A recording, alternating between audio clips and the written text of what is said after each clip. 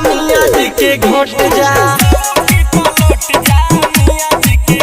अरे चौकी पलट जा मियां जी के घोट जा। डीजे अमित तिवारी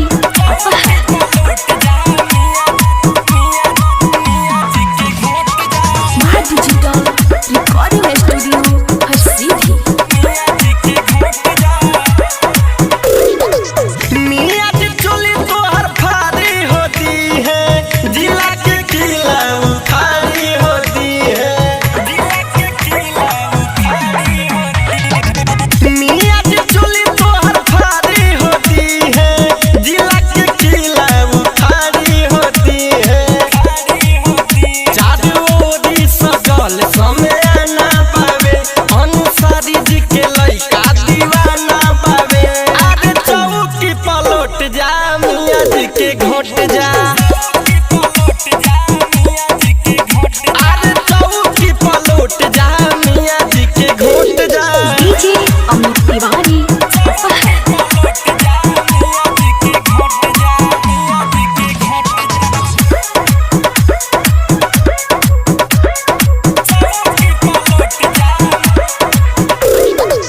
तोहर दीवाना पाई हवा के लइका, साहिल राजा के दिल दे द पैचा।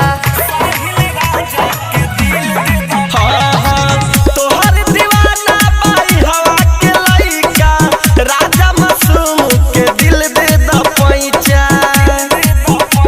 दीवाना बना देल बारू सबके, जवनिया के सेंट गम गम गम के।